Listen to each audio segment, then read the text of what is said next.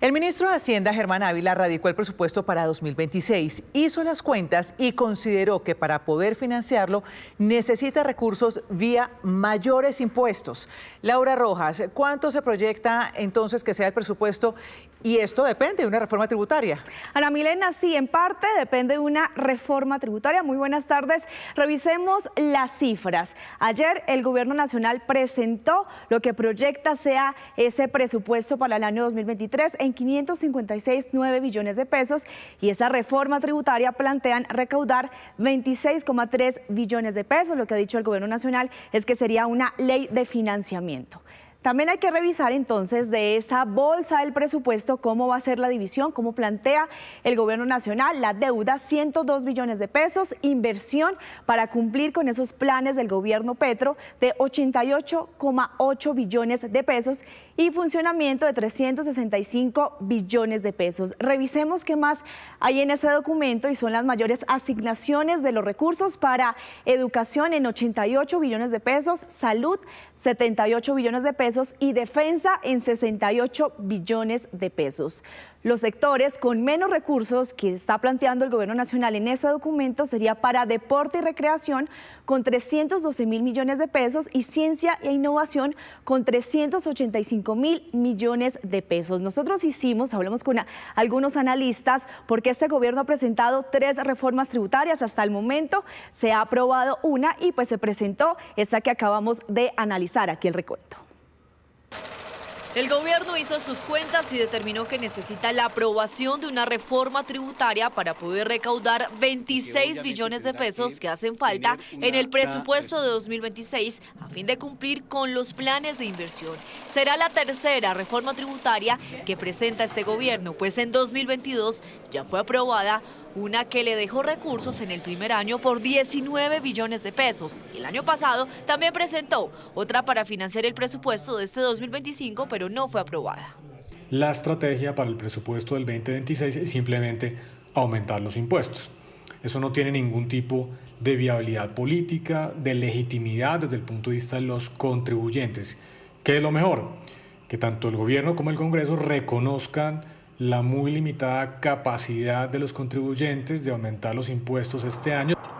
Manifiesta el director de FEDesarrollo que el gobierno no debe plantear la misma estrategia del año pasado de presentar un presupuesto sujeto a una reforma tributaria, ya que si no es aprobada tendrá que volver a recortar el presupuesto porque no están todos los recursos. Esto es un déjà vu, una repetición de una estrategia que no funciona en el 2024 y que muy difícilmente funcionará en este 2025. ¿Qué debería hacer el gobierno? Reconocer la gravedad de la situación fiscal, presentar un plan de ajuste del gasto público. Y aunque aún no se ha presentado el texto de la reforma tributaria, el gobierno está considerando modificar temas como cambios de régimen del IVA, modificaciones al impuesto al carbono, IVA de juegos de suerte y azar en línea, impuesto a iglesias, impuesto a vapeadores y renta a personas naturales. Hay un debate muy grande en el país y en todos los países y es a quién se le debe dar subsidios y por cuánto tiempo. Entonces, si en efecto la plata no está siendo, digamos, tan próspera, pues yo voy a buscar focalizar subsidios. Hasta la fecha, según los expertos, en el país no se ha aprobado una reforma tributaria por un monto tan grande como esta de 26 billones de pesos. Así las cosas, el ministro de Hacienda en la radicación del proyecto del presupuesto para el año 2026 manifestó que ese documento que se va a conocer de la ley de financiamiento será presentado en el Congreso de la República en 15 días, más o menos a mitad de agosto. Laura, pues ante estas alertas por la propuesta de una nueva reforma tributaria impulsada por el gobierno, consultamos a varios aspirantes a la presidencia sobre sus propuestas para enfrentar la compleja situación económica que experimentan el próximo gobierno. Esto nos dijeron. El déficit y la deuda se tienen que atender haciendo un recorte del gasto. con sentido común, en consenso con el Congreso y lo que se pueda por decreto.